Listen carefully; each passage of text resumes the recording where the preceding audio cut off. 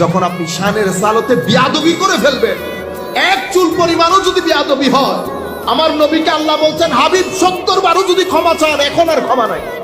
কেন? কারণ আপনার শানে বিয়াদবি হয়ে গেছে, আপনার শানে বেয়াদবি হয়ে গেছে। ইতোমধ্যে আমি যদি বেয়াদবকে ক্ষমা করে দেই, শয়তান আমার দরবারে এসে দাঁড়াবে না যে আপনি তারে ক্ষমা করলে আমাকে ক্ষমা করলেন না। শয়তানের সমস্যা তৌহিদের মধ্যে ছিল না, সে তো তৌহিদবাদী, সে তো জানে আল্লাহর একত্ব, আল্লাহর মহানত্ব, আল্লাহর বিশালত্ব সবকিছু সে জানে। তার সমস্যা তৌহিদের না, তার সমস্যা হচ্ছে রেসালতের, নবুওয়াতে। এটাকে বলে তানকিসে নবুওয়া। সে নবুওয়াতকে অস্বীকার করে নাই, আন্ডার এস্টিমেট করেছে। কি করেছে? আন্ডার এস্টিমেট করেছে।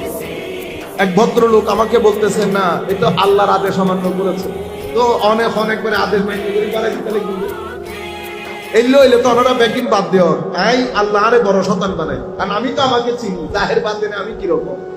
আমরা যেই পরিমাণ আল্লাহর আদেশ অমান্য করি, নামাজ পড়তে বলেছে নামাজ পড়ি না, মানুষকে সহযোগিতা করতে বলেছে করি না, মানুষের সাথে বেয়াদবি করি, অশ্লীলতা, আরো কত অরাজকতা।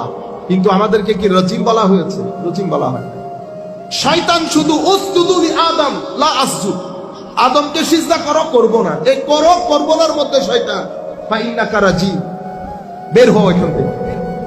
বুঝতে পেরেছেন? এই জন্য এক জায়গা শানের সালতের মধ্যে বিয়াদবি হওয়া ছাড়া আমার আল্লাহ বাকিগুলা ক্ষমা করে। সাগফারতা লাহুম আম লাম তাস্তাগফির লাহুম লা ইয়াগফিরাল্লাহু লাহুম।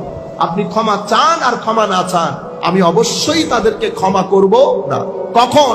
যখন শানের সালতের মধ্যে বিয়াদবি হয়। অহংকার দেখান যখন বারেগাহের সালতের মধ্যে। কিরকম? ওয়াইজা কিলা লাহুম তাআলাউ ইস্তাগফির লাকুম রাসূলুল্লাহ। যখন এদেরকে বলা হয় যে আল্লাহ রাসূলের দরবারে আসেন, আল্লাহ রাসূল আপনাদের জন্য ক্ষমা চাইবেন, তখন লাউয়াউ রুউসাহুম, মাথারে ছাকুনি মেরে বলে যে আবার রাসূলের দরবারে যেতে হবে। বুঝতে পেরেছেন? এটা বলার পরে আমার আল্লাহ বলছেন সাওয়া সাওয়া হাবিব, বরাবর, মাফ চান আর না চান আমি ক্ষমা করছি না। কিন্তু এখানে বলছে আপনি ক্ষমা করে দেন, আল্লাহর দরবারে ক্ষমাও চান।